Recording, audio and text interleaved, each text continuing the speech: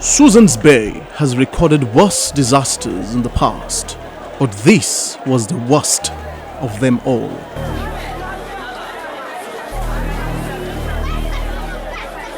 For months from that night, the stench of charred debris remains quite pungent at Susan's Bay. The slum community is yet to recover from the March 24th, 2021 fire devastation.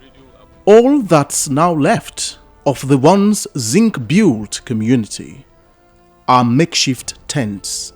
But after the fire devastation, sleep has now become a luxury for many.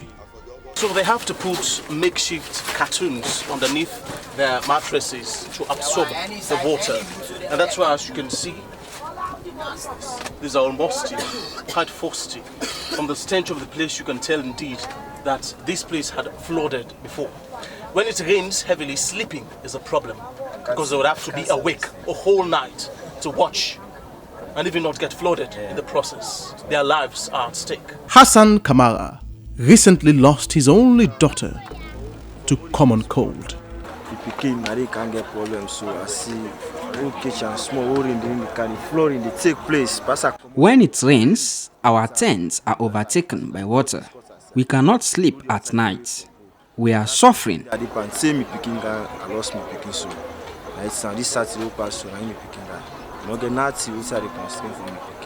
the community has lost more than 5 children to the same in the last 2 months. And by the look of things, that number could increase.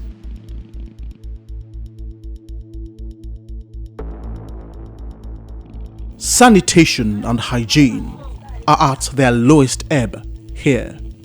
The practice of open defecation is commonplace, and diseases such as cholera and dysentery, which prey on unsanitary conditions, are presently at peak. The Meteorological Agency had warned that there could be heavier downpours of rain this year. When you get to the season, that is like the June, the August, and then the September, the intensity of the rain is going to increase, and then there is tendency for us to record what we call the torrential rain. That is within a day.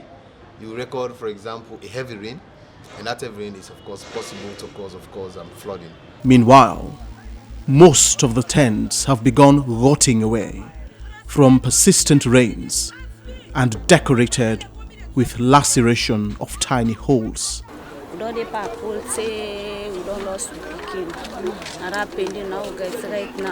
We are dismayed. My husband and I recently lost our only daughter to cold. Please, government, do come to our aid, or we will perish here. 4 months have elapsed since the fire incident took place, but no structure has yet been built at Susan's Bay. Government will tell we say let nobody not build again, because then they come for can build for we. We now send these men and buildings them, we no go cause them trouble there again. Government had ordered us not to put up any structure. They had promised us that they will build new and decent houses for us, but up till now, they haven't done it. The National Disaster Management Agency is by implication responsible for all disaster relief and response in Sierra Leone. During the course of our production, I had a chit-chat with the Deputy Director of Relief and Response, Mohammed Rogers, who indeed told me that a committee has already been constituted and discussions about the welfare of residents at Susan's Bay have already begun. There is acute dissatisfaction amidst bounty donations. Susan's Bay is still surrounded by huge infrastructural ruin. What could be the fate of residents of Susan's Bay in the thick of the rains, especially at a time when their tents have begun to worn out?